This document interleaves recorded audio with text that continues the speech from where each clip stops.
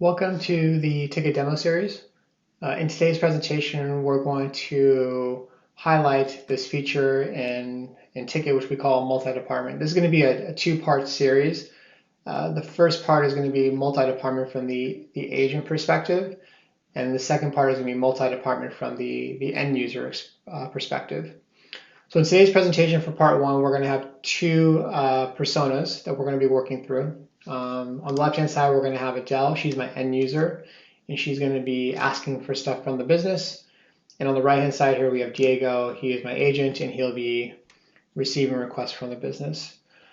So Tikit multi-department is this concept where we can deploy Tikit to multiple teams within your business and be able to allow each one of those teams to function as their own support organization and build security partitions between those teams so that members of one team don't have access tickets to members of another team unless you give them access. So you'll see here Diego is an agent in my business, and he can see and receive requests from different parts of the business. So Tikit here is deployed to the IT team, the facilities team, the HR team. In each one of those teams, there's channels and groups that we can assign tickets to. So IT has tickets assigned to the service desk group / channel, the desktop group / channel. We also have tickets assigned to the facilities support group. We also have tickets assigned to the HR support group. And the great thing about this is that we naturally respect the architecture of Microsoft Teams, so we can assign tickets to teams and associated groups / channels. But also, I mentioned this earlier, we consume the security layer here. So if I was a member of IT and I was not a member of HR, I would never see that ticket inside of Teams because I don't have access to that team. But also throughout the product, I wouldn't see that ticket because we're respecting that security partition that is given to us via Microsoft Teams here. Now, let's walk through how a ticket could be created and sent to a team, and then how it could be maybe rerouted to be sent to a different team. And we'll work in Teams a little bit, and then we'll bounce over to the web. So let's say that Adele here is going to send a message to Diego saying that she's having an issue with her cell phone. Go over to Teams, having issues with cell phone this morning. Can't make calls out. Diego will receive that message in Microsoft Teams. And because he has Tikit installed, he can churn that message into a ticket, which we'll do here.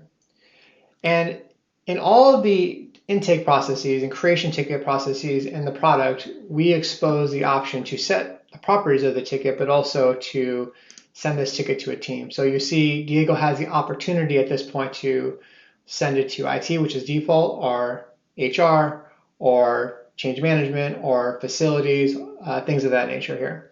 So if I wanted to change it, I could. But what I'll do here is I'll keep it default because this is technically a telecom issue, and I want to show how we can reroute it to the telecom team here. So we'll submit this ticket. Once created, this ticket will give Diego a visual notification of the ticket number. We'll see some notifications fly on both sides of the screens because the ticket's traveling now.